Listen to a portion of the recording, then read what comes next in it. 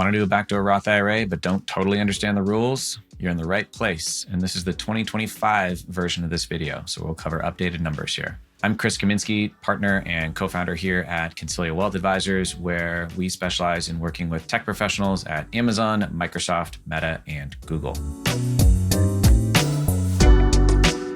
All right, in this video, we're going to talk all about backdoor Roth IRAs. What are they? How to do them? And this is not to be confused with the after-tax contribution in a 401k plan, which is commonly referred to as the mega backdoor Roth. Those after-tax contributions are converted over to a Roth via an in-plan Roth conversion. We'll cover that in a separate video. Okay, so a backdoor Roth IRA is a two-step approach where somebody funds a regular IRA and then performs a Roth conversion from that regular IRA over to a Roth IRA. Why would you do this? Because you make too much money to fund a Roth IRA directly. And the first thing to understand is, what are the income limits to be able to fund a Roth IRA directly? In 2025, if you make more than $236,000 and you are married filing jointly, you make too much money to fund a Roth IRA directly. That number is adjusted to $150,000 if you are a single filer. Separately, if you make more than $146,000 and you're married filing jointly in 2025, you make too much money to deduct your IRA contribution. That number is adjusted to $89,000 if you are a single filer.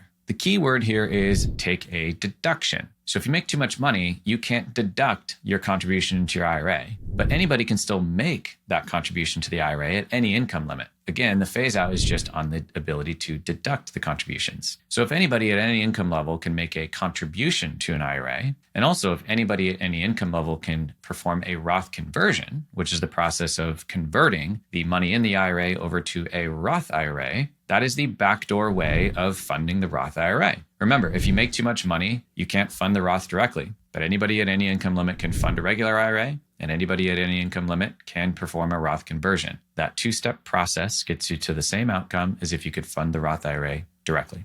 And that's really it. Step 1, fund IRA. Step 2, convert IRA to Roth. Step 3 is invest the money. Don't forget to do that. But that's really it. If you're doing this in 2025 and you are age 49 this year or younger, your limit is $7,000 you can put into the IRA. If you turn 50 during the calendar year of 2025, you can add $1,000 to that and you can put $8,000 into the IRA. And if you have a spouse who is not working, or you are a spouse who is not working, you can contribute $7,000 or $8,000, depending on if you are under age 50 or turn age 50 here in 2025, to your IRA and perform that same conversion. That's called a spousal IRA.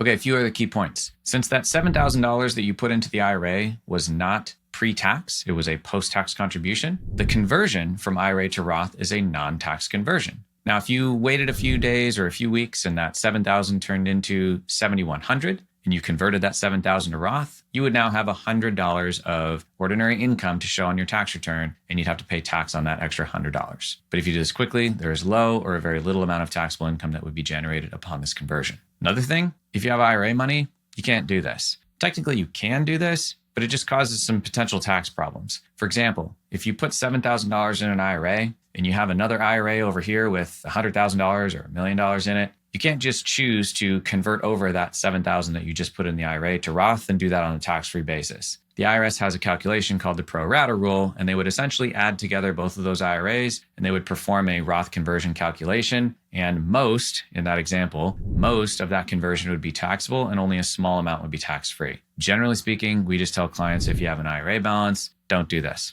However, if you have a small IRA balance, it might be worth it to perform a Roth conversion, pay tax on those pre-tax dollars, which is what would happen if you did a Roth conversion, in order to open up the door to be able to do these backdoor contributions each and every year moving forward. The key thing is there's a tax form that you have to file on your tax return in order to show that you did this IRA contribution and Roth conversion. And there's a question on there that says, what was your IRA balance as of 12/31 of the end of the tax year? And you want that answer to be 0. If that answer is a positive number, then this pro rata rule comes into play. That's it. I definitely didn't cover all of the technical aspects of this in this video, but that gives you a pretty good rundown on how to do a backdoor Roth contribution here in 2025.